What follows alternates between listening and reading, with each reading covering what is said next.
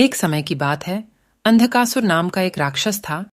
वह अविश्वसनीय रूप से शक्तिशाली भी था और उसने शीघ्र ही तीनों लोकों स्वर्ग, पृथ्वी और नरक पर विजय प्राप्त कर ली।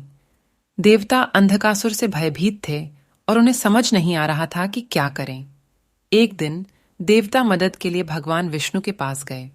विष्णु ने उन्हें बताया कि अंधकासुर को हराने का एकमात्र तरीका किसी ऐसे व्यक्ति को ढूंढना है जो उसके अंधे स्थान में प्रवेश कर सके। विष्णु जानते थे कि यह एक कठिन कार्य होगा, लेकिन वे यह भी जानते थे कि केवल एक ही प्राणी है जो इसे कर सकता है, भगवान शिव। भगवान शिव एक शक्तिशाली योगी थे जो हिमालय में रहते थे। वह अपने शांत स्वभाव के लिए जाने जाते थे, लेकिन आवश्यकता पड़ने पर बड़ी हिंसा करने में भी सक्षम थे। देवता शिव के पास गए और उनसे सहायता मांगी। शिव उनकी मदद करने के लिए सहमत हुए, लेकिन वह केवल एक शर्त पर सहमत हुए।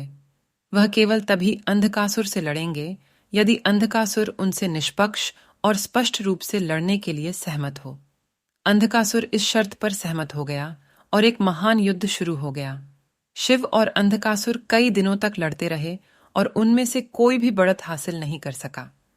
अंत में शिव ने अपनी तीसरी आंख का उपयोग करके प्रकाश की एक शक्तिशाली किरण बनाई, जिसने अंधकासुर को अंधा कर दिया। अंधकासुर के अंधे होने के कारण शिव उसे आसानी से हराने में सक्षम थे। अंधकासुर को हराने के बाद शिव को उस पर दया आ गई। उसे एहसास हुआ कि अंधकासुर अपनी महत्वाकांक्षा से अंधा हो गया था और वह वास्तव में दुष्ट नहीं था। शिव ने अंधकासुर की दृष्टि लौटा दी और उसे स्वर्ग में स्थान दिया। भगवान शिव ने अंधकासुर को कैसे पराजित किया? इसकी कहानी यह याद दिलाती है कि सबसे शक्तिशाली प्राणी भी पराजित हो सकते हैं यदि वे अपनी महत्वाकांक्षा से अंधे हो जाएं।